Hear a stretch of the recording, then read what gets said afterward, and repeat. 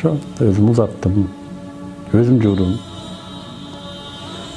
өзүм кепиндедим, жаназасын өзүм окудум, көргө өзүм алып кирдим, өзүм көмдүм. Шуну менен мен университетимдин эшиги жабылды.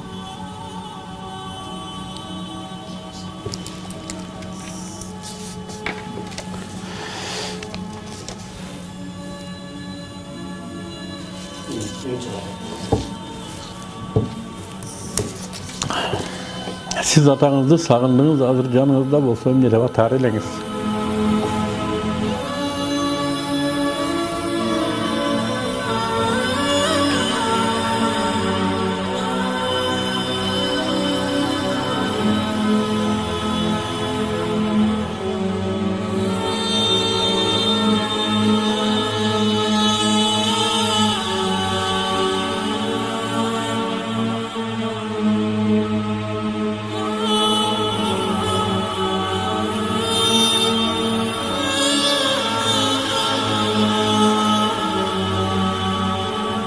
İlahi verdim, bışkırıp ilahi verdim, keçirim surayım. Ata meni keçirişi meni. Negedir yüreğim toldu, özümde de düşünmeyeyim hazır. Belki mal muhtaçtır. Ata oğulga muhtaç bolot eken. Ben hazır uşunu sevdi otam. Özü de küylü güçlü turgan menen oğulga muhtaç bolot eken mına Mıktыбектин armağanı. Demek atam mağa muhtaç bolgon turbay.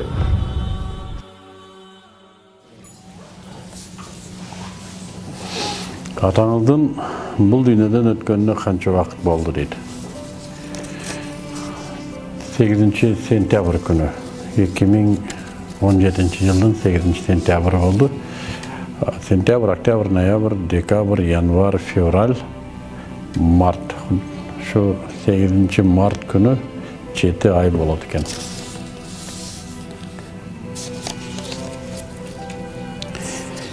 Екінші сұрау. Qaysi temada көбірек сөйлешчелеңіз, сізді эмне деп атачу?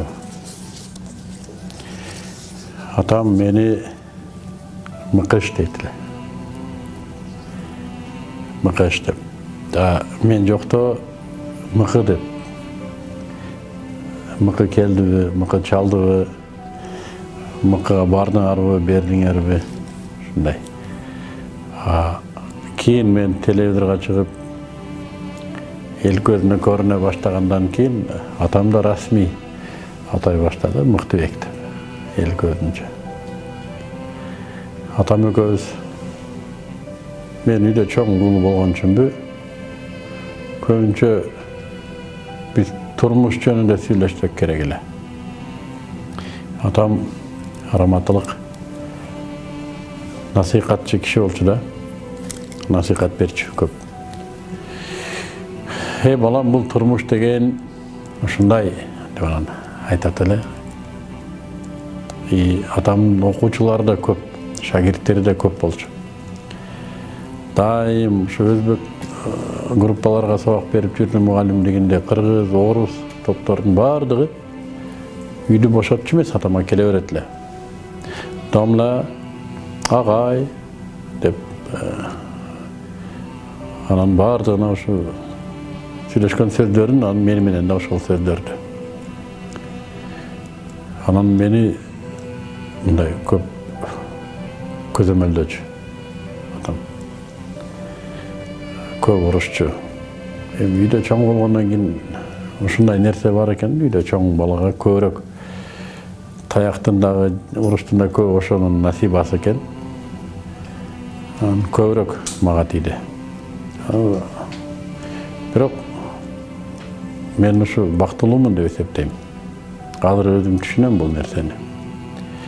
Атанын катуулугу Аллахтын жумшактыгы. Ата канчалык катуулук кылса, бул Аллахтын жумшактыгы ошончолук. Атадан жумшак сөз угуп, турмуштан катуу сабак алгандан көрө, атадан катуу сабак алып, турмуштун катуулугунан этият болгон абзел деп ойлойм. Атам урушканда мен өйдө туруп укчумун. Канча балалуу болбойн, Kançалык эл тааныган адам болбойн, атам мен ал жагым карачу эмес, орусча урушканда. Ушу жаш баладай туруп алдында телефондон сүйлөштүм да, мен өйдө туруп сүйлөшчүмүн, кандай өйдө туруп калганымды да билбейм өзүм. Бул ушу атамдын мага болгон сүрү мендеги. Мен атама болгон бир уулдук, ийбоом болсо керек. Кийин атам менен ажыраштык эми ошентип. Анын үстүнө атам 15 жылдай жатып калды ооруп. Эң мага керектүү болгон учур атам ооруп калды да. Бирок аталыгын жоготкон жок. Атам жаным. Алдында отуруп сүйлөй берчүмүн кээде. Жаш бала окшоп. Угуп отура берчү. Атам сөздөн калганына көп болгон. Акыркы жылдары сүйлөбөй калган такыр. Акыркы убакта жылбай да калды, кыймылдабай да калды. Ошо мен көзөтөрүнөн бир 15 күндөй мурда бардым, атам көргөнү барып.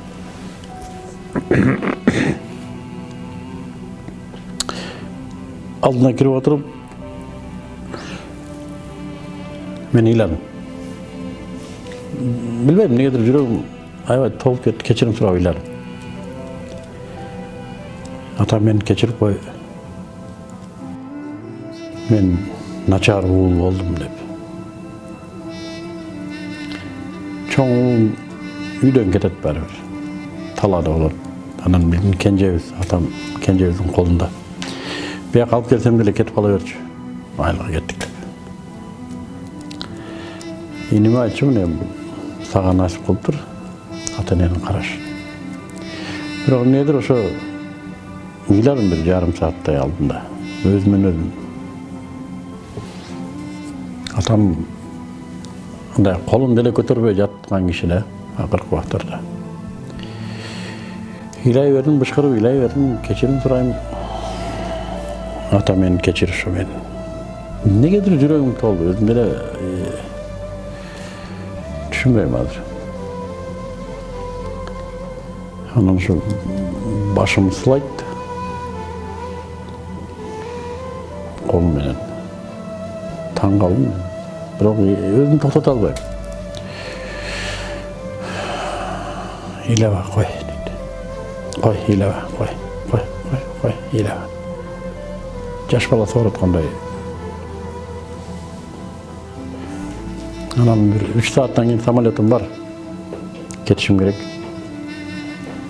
Турайын десем кое бербейт. Отурдум, анан уктап кетти. Анан акырын колумду сууруп алып, адаттагындай эле пешнесинен өп,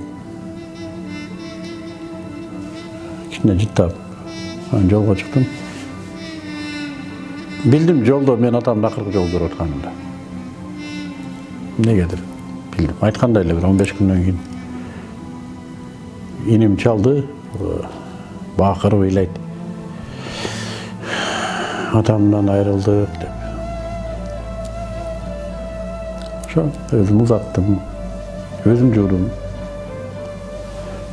өзүм кепиндедим, жаназасын өзүм окудум, көргө өзүм алып кирдим, өзүм көмдүм. Шуну менен мен университетимдин эшиги жабылды.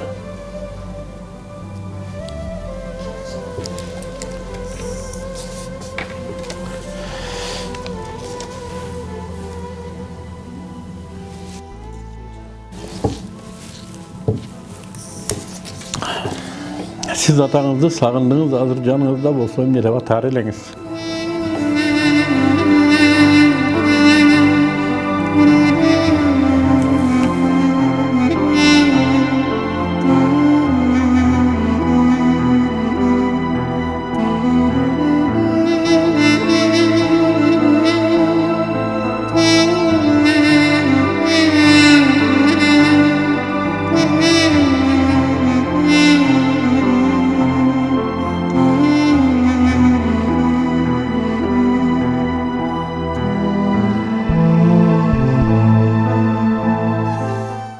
Atamın akırkı жылдары мен атам жаным атам деп сүйлөшчүмүн. Атам Canım ata dep söyleştim. Düşünbey bilbeyim. Keçe düşüme giriptir. Köz ötkөндөн beri düşüme girelek bolчу. Çap jaş.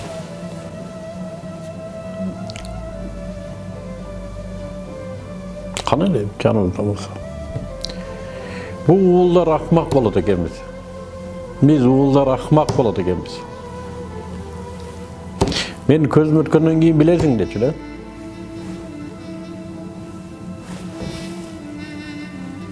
Hazır uşul sözler men özüm uğullarıma aytçı oldum. Allah Taala atany beret eken uğulga. Uğul akmak bolat eken. Oşul dank Muhtay Arslanbek degen. Oşul abal şunun bardygy, şul atamdygy. Şol kişilik.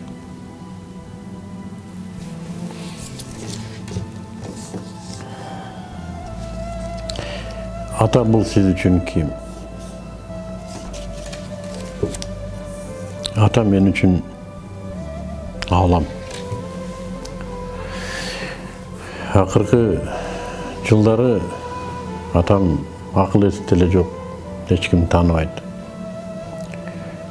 Bирок men üçün ağlam. Birinci biz kön albadık oşağa.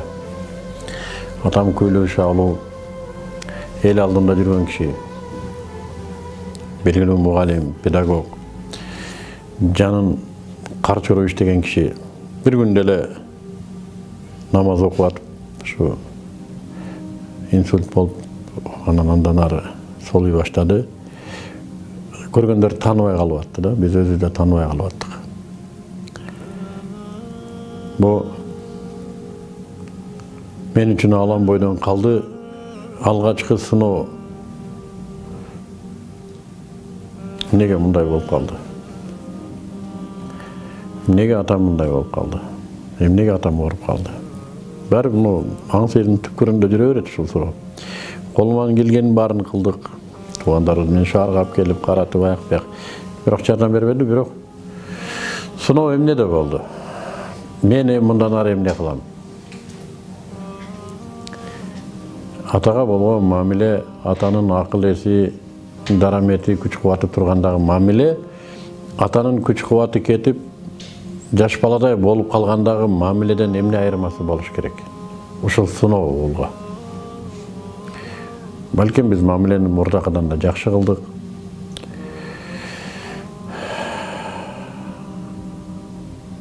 Атаны өз урматында узатуу сыноо. Men üçün atam ketkenden keyin anın üstüne karaganda jetim болгону оор болот экен. Жаштыкта көп чагда билинбейт. Atam көз өткөндөн keyin kokусунан менин желкеме ошол алам келип түштү. Men көтөрүшүм керек болуп калды.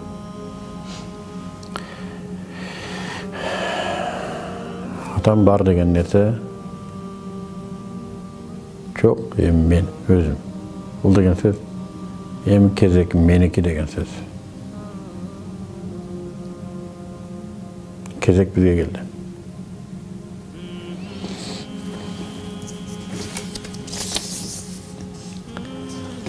Атаңыздын кайсыл сөзүн көп эстейсиз дейт. Men 80-жылы atam Раматылык 8 класты бүткөм, шаарга алып келип таштады. Мен айтам, атам эркек. Азыр 8 класста баланы короого чыгаргандан коркушат, короодо адашып кетет деп. Атам мени ошол жерге алып келди.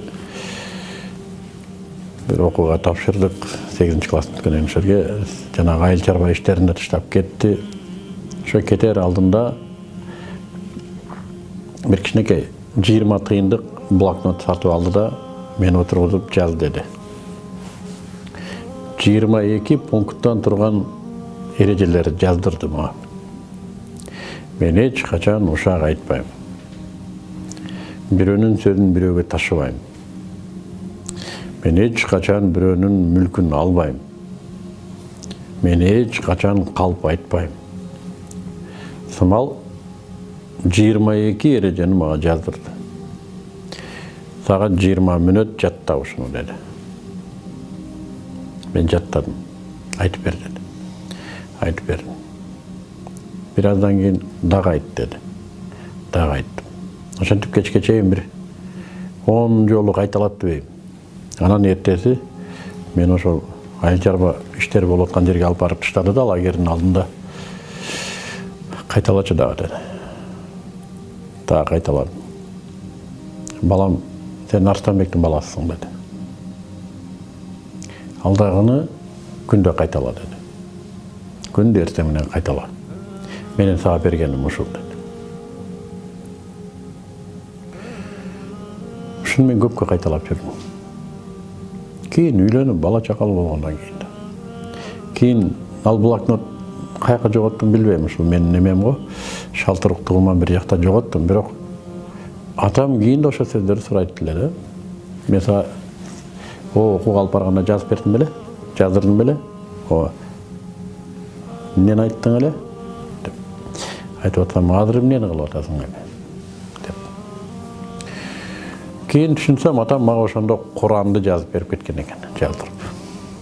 Эркек кишиге керек болгон негизги Куран устундары. Атам сөздөр ошол. Уурулук кылба, жалган айтпа, ушак айтпа. Ошондой. Адатта көп аткара турган жумушу кайсыл эле? Атам мугалим болчу. Раматылык. Жөнөкөй мугалим эмес. Чындыгында устаз жана устат болчу. Педагогиканын устаты болчу. Атам иштеген коллективде ошол доордо бүгүнкү сөз менен айтканда демилгечи жана новатор болчу. Өзү тарыхтан сабак берет эле. Түштүктө Жалал Абад чөлкөмүндө тарых музейин бир окуу жайдын базасында уюштурган ушу менин атам болду. Республика кыдырып жүрүп, бүт реквизиттерди, экспонаттарды жыйып, музей уюштуруп, ошол жерде илимий иримдерди уюштуруп, студенттер менен иштейт эле. Анын үстүнө да кошумча да иштейт эле. Жатаканада атам тарбия иштери боюнча директордун орун басары болуп турган кезде эсимде, мен бала кезде. Ушу окуу жайдын жатаканасында жашайт эле да. Үйгө келет, чай ичет, кетет. Барат ошол жерде студенттер менен ар бири менен иштейт эле. Ар бири менен иштейт. Сабагын текшеришет, кошо жасашат, урушканын урушат. Бирок мен бир нерседи эсимде. Атам катуу сүйлөгөн киши болчу өзү. Үнүн чыгарып. Анан кээде урушчу студенттерди. Ал кездин кишилер ошондой, же биз азыркы кезде биздин педагогдорду сүйсү-мүсүгө үйрөтүп койду, билбейм. Биз деле мугалимдерден таяк жеп чоңойдук. Анан бирок бир да студентинин атама тарынганын мен уккан жокмун, эсимде жок. Азыр кезге чейин атамдын студенттери, атамдан окугандар азыр илимдин докторлугуна чейин жеткендер бар. Кээ бирлери менен жазышабыз, кээ бирлери менен сүйлөшүп калабыз. Ушундай бир мухаббат менен айтат, агай бизди бир жолу мындай кылып урган. Агай бизди бир жолу мындай кылган, мындай деп урушкан, ошол өмүр бою биздин эсибизде калды, ошондон оңолдук деген сөздөр көп болгон. Атам иши үчүн жанын аябаган киши болду. Мен кээде ойлойм, ошо атамдын ден соолугуна тийген залака дагы ошол нерв толук кетип калганда болсо керек деп. Бирөөлөрдүн дарт үчүн да нерв кетирчү. Карабайсың, мен мунуну мынтишиптир, ошол эмнеси жакшы, ошол туура эмес деп. Апам, Арстан койчу эми. Ошого да ушундай кейизиң мен. Дечү да, атам бар болчу эмес. Каякта Совет Союзу ыдыраганда мен ойлойм, эч ким атамдай катуу жан күйгүзгөн жок да. Ушундай чоң империя дүңгүрөткөн, дүйнөнү дүңгүрөткөн империя көз алдында ыдырап кетти атам. аябай катып алды ошо. Ошо өзү курулушуна, типтелишине мындай катышкан, ошонун ичинде бир бөлүгү болуп мээнет кылган түштүктөгү педагогикалык кадрлардын устаканасы болгон ишканасы Советтер Союзу ыдырагандан кийин таланып кетти. Буга да катуу кейди. Кадрлардын жана булат менен кадр келгендердин ушулардын баардыгына аябай катуу кейди. Ошолор аягында акырын атама катуу тийди окшойт да. Жанын аябаган киши болду иштен. Өткөндө дагы бир атамдан окуган студент менен отуруп калып көңүл айтып келиптир. Агайдын мен көз өткөндөн кийин ушу ойлодум, агай жумуш эле жеди окшойт деп айтты да. Биз агайдай берилген адамды көргөн эмеспиз деп. Адам өзүн да аяш керек экен. Ошо атам өзүн аябады. Атакеңиздин алдында кандай жумушту аткарам деп бирок аткара албай өкүнүп калгансыз. Мен бир иште кечигип калдым. Ушул менин арманым. Мен атамды ажыга алып бара албай калдым. Өзүм биринчи бардым, ажыга барганымдан максат ушу болду. Атама дуа кылам деп бардым. Намаз окусын деп. Алхамдулилла, Аллах дуамды кабыл кылдыбы же башка себеп болдубу? Аллах Таала насип кылып атам намаз окуду. Мен аябай кубанам, атам намазы менен кетти. Эркекче.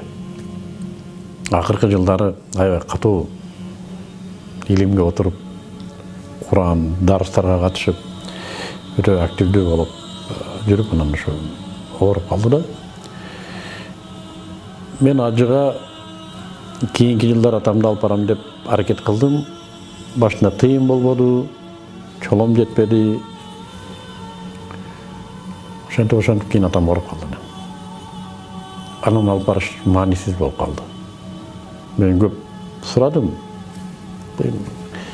Акылы кеткен кишинин ажылыгы ибадаты эсептелбейт.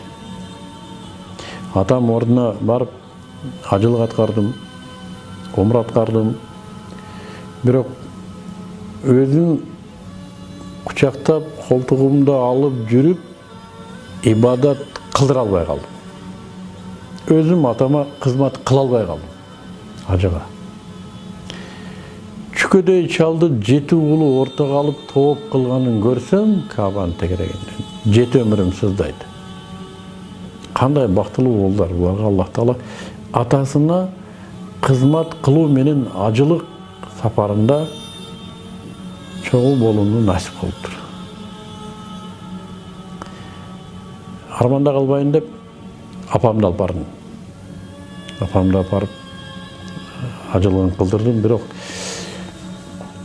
байкуш атамды үлгүрбөй алдым. Ар барганда ушу атам менен сүйлөшүп отуруп эле, ата сизди ажылыкка алып барып келсем болот эле десем, деп койду. Ошо бала кезден атамдын алдында жүрбөдүм да. Окудум, үй бүлө курдум, биякта жүрүп, анын үстүнө Союз ыдырагандан кийин атам өзү сен Бишкекте эле тур балам, айылда элдин баары ичип кетти. Биякта иш жок деп мени жолотпой туруп алды өзү. Мынакта да аябай кыйынчылык.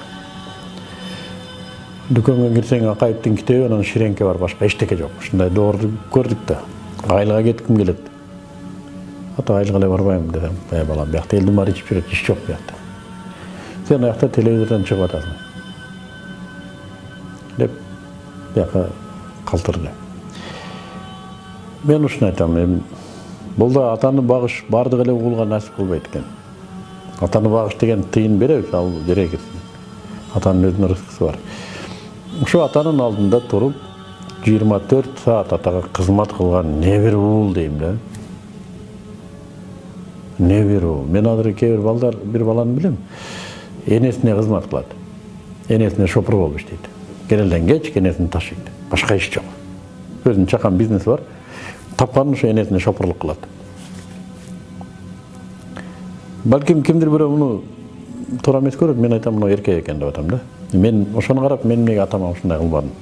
Жерге кирсиң, бул телевидениеден чыгып, жылдыз болдуң, бул даңкың чыкты, китептерди жаздың, Мыктыбек деген ат жерге кирсин да. Мен ушуну айтам. Хотя мен билем бул атам муну мүмкүн көрчү эмес. Бияка алып келгенде кийин атам ооруп калгандан кийин жыл сайын алып келип турчубуз. Келе бир жылда 2 жыл алып келебиз. Мен өзүм карачым берди. Чачын алып, сакалын алып, өзүм жуундурам, өзүм кийинтирем. Бирок баары бир айылды карап тура берет. Ошол жагынан, анан мен бунун эмнени айткым келет. 10 уулдун бирөөсүнө гана насип кылат экен атаны караш. 10 уулдун бирөөсүнө гана насип кылат экен. Мына ушул уул атага кызмат кылбаса акмак болот экен. Мага ушул нерсе насип кылбады. Мен ушуну айтам. Кимге насип кылды да ал ата-энесин карылар үйүнө апарып койду. Буга наалат деген сөздөн башка эмнени айтасың? Кайсы сөз ылайык? Буга наалат. Атамы карап алыш, мен мынтип бөлүп багалат болчумун, колуман келет, бирок мага насип кылбаптыр ошол нерсе. Иниме насип кылыптыр. Ал толук пайдаланды. Күндө кирип атамдан дубасын алып чыгат. Ата колуңузду мындай кылмаңыз. Колун жеп бирилерди айтат да, ата момун кылсаңыз, момун кылсаң, колун өзү момун кылдырат мынтип. Карабайсың, кимге насип кылды?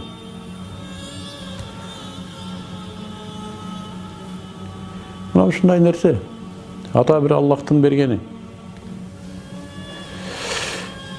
Мал көзөткөндөн кийин азыр ыйлаганым, менин армандарым бир тыйын. Bir tıyın.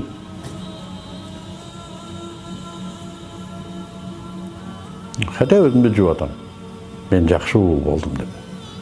Мен атамдын атын өзүмө биринчи койгон uул болдум. Фамилиям Арыстанбек. Арыстанбек Мыктыбек болуп чыгарат. Атамдын атын ылдый түшүрө койбой, ошого татыктуу жашаганга аракет кылдым. Сөз мага тийбейт, Арыстанбекке тиет. Деп мына ушул Арыстанбектин аты мен аябай катуу кармап келди. Ошол жылдарычы. Мен жакшы уул болдум деп эсептейм. Ошондуктан өзүмдүн уулдарыма да катуу талап коем. Мен жакшы уулга татыктуумун деп. Ошого карабай көлөндө арман бар баары бир. Атанын аталыгын түшүнгөн уулга өмүрү арман. Эмнени колдон чыгарбай дейм. Менде жақсы уул болса да, атанын ата экендигин түшүнсө, арманда өтөт. Бар бир арманда өтөт. Уул эч качан атага татыктуу мамилеге жарай бербейт окшойт го. Муну Аллах гана өзү түшүнүп, өзү гана сен жақсы уул болдуң деп ажыр сыйлыктарын бербесе. Ошон үчүн эми үмүт кылабыз. Мен үмүт кылам, мен анализ да кылып көрөм. Жақсы уул болдум деп эсептейм өзүмдү. Өмүр ушундай. Бардыгыбыз Аллахка таандыкпыз. Ага кайтабыз. Мындан тирүүлөр үчүн ала турган сабак. Атасы тирүү кезде барып атасына кызмат кылып калса, балким арманы азыраак болот. Бирок чыныгы уул баары бир арман менен калат. Чыныгы уул арман менен калат. Ушундай. Атасынын көзү тирүү болгондорго эмне дээр элеңиз?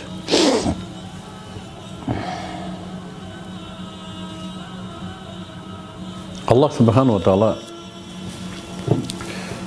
атага бир нерсе берген. Ал эч кимде жок. Аллах субхану ва таала энени бейиштин үстүнө коет. Эненин өзүнчө даражасы бар. Ата менен эки башка даража.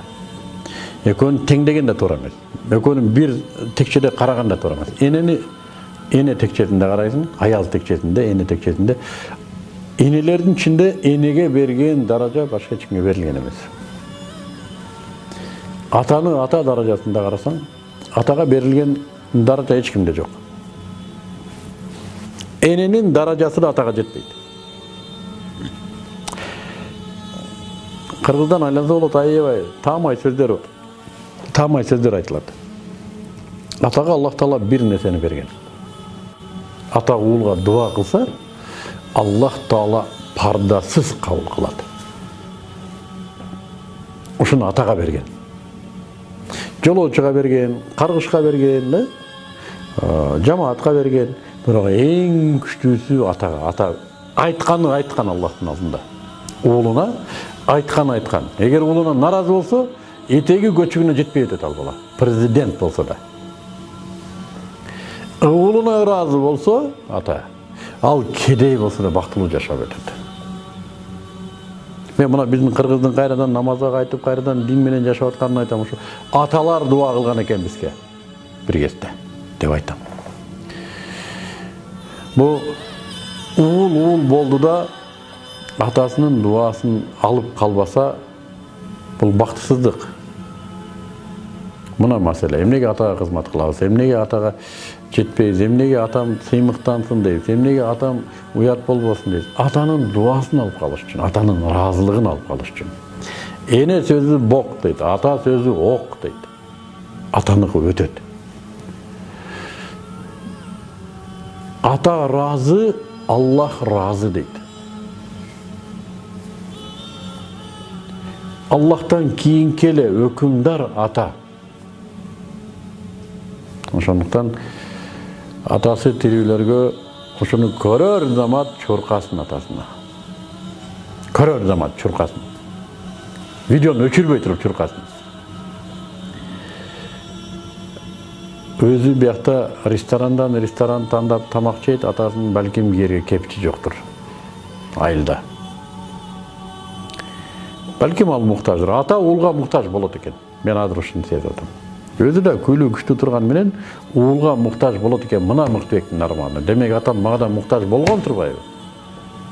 А мен атам жайында колунда бар, мүмкүнчүлүгү бар, иштеп жүрөт деп жүрө бердим да. Көрсө муктаж болот экен. Бирок аны айтпайт экен бул. Ата деген ушундай, айтпайт экен. Аны мага окшогон кашеки уулдар сезбей калат экен. Не бир сезимтал болуш керек, ата муктаж болуп атканын, уулуна муктаж болуп атканын сезген.